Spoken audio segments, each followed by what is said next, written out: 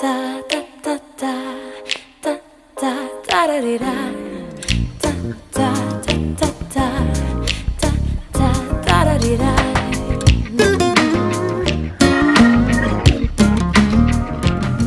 Kia ora tātou, kia ora. His Holiness, Sri Sri Ravi Shankar, I want to say thank you from the whole of New Zealand, not just Maori, but the whole of New Zealand, for the work that you do. I want to honour your mum and your dad for giving you to us in this time of need. And I say thank you. I want to acknowledge the spiritual life force that is in this room at this moment, contributed to by all of us. Greetings to everyone who is here. I want to acknowledge all the previous speakers. I feel very privileged and humbled to be up on the same stage that all the previous speakers have spoken with such diverse experience and such wonderful gift of sharing. My name is Rangi Marie, given to me by my Maori grandmother because I was raised by a grandmother. And the name Rangi Marie means the creator of peace. Now, I don't know how I got that name, given that I've created more havoc and chaos than I have in terms of peace. But Rangi Marie and Naida is from my father's family, who hail from Dalmatia, from Croatia. My grandmother was born in Divranik, and my grandfather was born in Kotsica in Croatia. So there's a very diverse culture coming together in terms of my Maori mother and my Croatian father. In actual fact, I was born in the front seat of my father's Studebaker car. Now that's 100 years ago, because there's no Studebakers on the road anymore. And I said to my father one day, while I was born in the front seat of it, I expect I was conceived in the back seat of it. To which he gave this little he. My father died last May, crossed the veil at 101. And my family are very concerned that I may be following in his footsteps. However, I want to say that I am a mother. As a woman, I am a mother of 5 children. I have 3 daughters and 2 sons. And from 4 of those 5 children, I have 19 grandchildren. I have 13 grandsons and 6 granddaughters.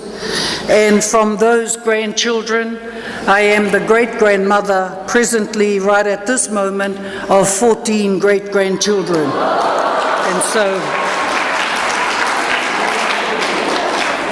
I have 7 great-grandsons and 7 great-granddaughters, and by September this year, I will be the great-grandmother of 17 great-grandchildren. So I think that's called immortality guaranteed. I guess they all think, and they're the center of my universe. And my speech is about being natural. They are the center of my universe. However, I have to remind them that they are the center. They're not the whole universe. I've got a life, and part of it doesn't include them.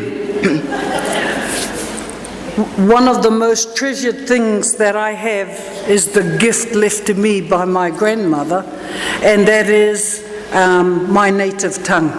To be able to speak Reo Māori is a gift.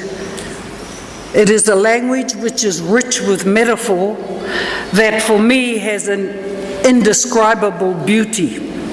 and a most powerful connection to the land and to the sea of my homeland. Unfortunately, English is a very literal language, and so many of our concepts and metaphors in Te Reo Māori do not translate well from English. But I will do my best to convey the essence of the meaning. Aotearoa, New Zealand, is a place of beautiful birds and bird song. And in times of yesteryear, it was said that the bird song was deafening even a mile offshore. Birds, or ngā manu, play an important part in Māori culture and in particular in oratory. However, in terms of my upbringing with my grandmother, we learnt to plant by the seasons. We learnt to grow gardens. We were raised in our gardens. We lived on the shores of the Kaipara Harbour. We knew that the harbour was our food table. We never, ever did anything that would pollute that food table. And we learned to grow according to the moon cycle. We learned, we had a pool, a well of water in our settlement. At the bottom of that well was an eel, the hugest, ugliest looking eel one would ever see, but it was the guardian of the water. So people like me didn't go play in the pool. It was for human consumption. So the bird life had a lot to do with our language and the sounds of our language. I mention this today because this spiritual connection between our people, the birds, and the sounds of our language in song. And on the word of song, there are 3 New Zealanders in this room who are going to come up and sing a song after this speech. After I finish my speech. So get your song ready, girls. Be natural is a wonderful exhortation, really. I take it as an invitation to be oneself, to stand tall and proud, to have integrity, to be who you are, and to trust in the gift that you are to the people in this world and to the planet itself, with the right to live in your own skin. To be natural is to be one with nature. To be natural is to be one with the people in the physical environment in which you reside. For me, as a Maori woman with Croatian ancestry, this has multiple meanings, much like the metaphors of my own language. In the Maori worldview, we do not hold ourselves as separate from our more important than the physical environment that we're in. We are a part of it. We see the rocks. If we want to touch the past, we touch a rock. Now I've lost my place where the rocks are. It is an ability to be able to trust who you are and know who you are. And it is important that the trees, we have a guardian of the forest called Tane Mahuta. And that guardian of the forest, we have the male species of trees, the kauri. We have the female species of trees, the puriri. And that puriri tree, which is the female species of the forest, will blunten even a chainsaw. It is so strong. However, because its branches spread out, all the birds of different species live in the puriri tree. The magpie will be sitting in the puriri tree speaking the language of the magpie, and the tui sitting next to it singing away is not bothered by the chatter of a magpie. And then there's the pigeon sitting over the other side of the tree. So we learn from the birds that this one tree can nurture all this different languages as they sit and sing in the tree. We could learn from that. And to be natural is to acknowledge this connection and to view the earth, the whenua. The Maori word for the earth is whenua. That is also the word that is used for the placenta that the baby lays in while in the womb of the mother. It is also called the whenua. So in the womb of women, our babies are nurtured by the whenua that nurtures us when we are born from that womb. And so there's an acknowledgement of that being natural and how it nurtures the unborn child. I source myself through my people and land, and they are actually one. We call ourselves, in our lineage and our genealogy, our tātaiheke from our genealogy, and it is for me perhaps the most important part of my identity. I am so pleased to take my shoes off in a sacred house, because at home we take our shoes off in our marae, which is a sacred house. So there's a connectedness. I think I was an Indian in a past life.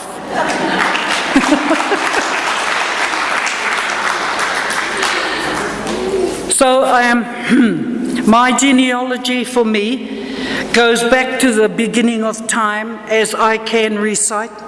I can recite right back to, well, that's the grandmother's teachings.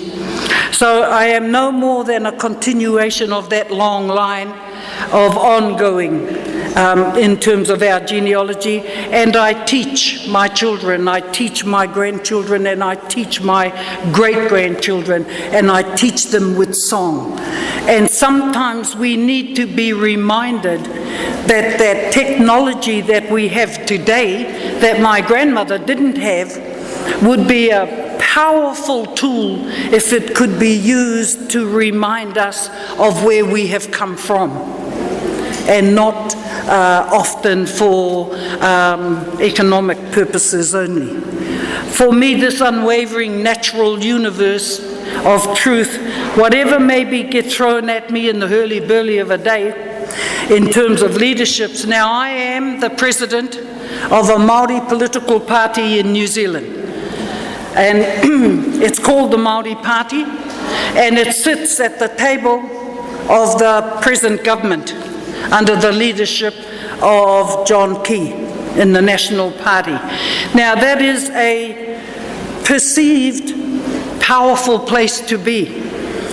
But to me, it is only powerful if it can bring some benefits to those who put you there to receive benefits. It is a privilege. It's not a right to be there. It is a privilege to be of service. And that's where I am today, in a place of service.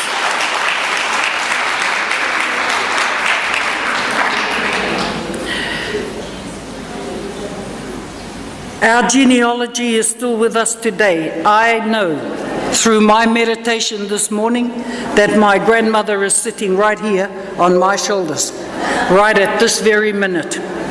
And I welcome those as well. I know I do not travel alone. I know I travel with the spirit of my ancestors with me, and I honor that, and I acknowledge that in everyone else. In the Māori world, we have a concept called mana, and this concept called mana is about one's own power and one's own prestige. If my inners tell me something needs to be done to benefit someone, I don't need no one's permission to go and do it, so that benefits will flow to those who are in need. In my role as a general manager to 2 major hospitals in New Zealand, in Auckland, It is a privilege to be of service to those who are in positions of vulnerability. Why? Because the vulnerable rely on us. And it's a pleasure and a privilege to be of service to the vulnerable. We practice what we call manaakitanga, and manaakitanga is about hospitality, it's about love, it's about care, it's about space and nourishment, and for others' well-being. I can honestly say that I have experienced all of that since I got off the plane in Mumbai 4 days ago. All of that was awarded to me, and I'm so grateful. So grateful. I believe all spiritualities of the world have the same concept, all of at the core, and that is full of expression of human life, is to serve and love unwaveringly and unconditionally. As Maori, we are hardwired in our very DNA to always consider the collective. We have to be thinking about the collective, about everybody, not just oneself. And we need to take everyone into concern, and we should do that, all of us together. I want to end by saying, in yesteryears we did not divvy up the world into work and leisure. We did not separate out the practical and the spiritual. They were one whole thing. We did not compartmentalize economic activity from social activity and environmental activity. They were all one intrinsic whole. We learnt and we lived holistically. The economic, industrial and technological development of the world has broken this integral whole considerably. And I guess I just want to say that it is this worldview that we here today will be the agents of change. It is we here today in gatherings like this that will be the agents of change for tomorrow, for the unborn child, for the legacy that we will leave in our tomorrows. And I guess I want to end by telling a little story. Now, this story is not mine. It was given to me, and I'm not sure from who, but it's about 4 candles. And if you've heard it, forgive me, but these 4 candles were glowing in a room, and they were having a conversation with each other. And as energy can do, the first candle said to the other 3, I am the candle of peace. I shine the light of peace to the world. But no one wants to see my light. Countries are at war with each other. Brothers are in arguments with each other. Families are in strife with each other. And no one wants to see my light. So I might as well go out. And bling, out went the candle of peace. The second candle said, well, I'm the candle of faith. I shine the light of faith to the world. But if there is not an abundance of faith, then we cannot have peace. And so therefore I too will follow the candle of peace, and I will go out.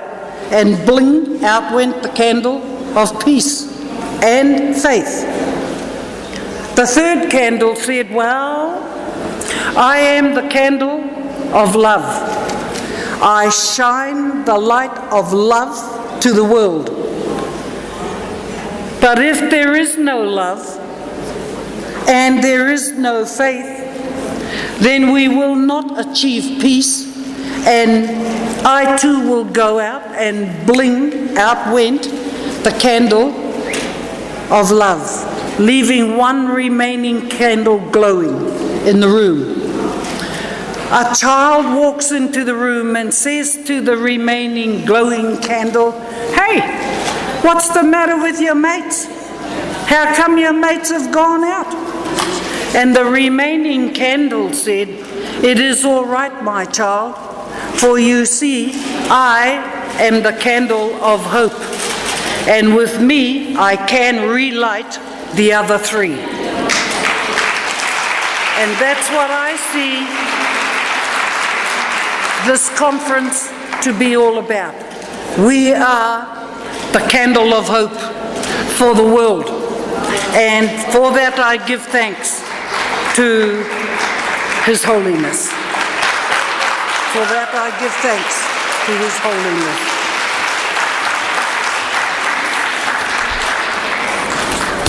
And one of my own ancestors, of course we all know that Albert Einstein, I reckon he comes from Kaipara Harbour, but Albert Einstein said that no problem will ever be solved in the same consciousness that created it.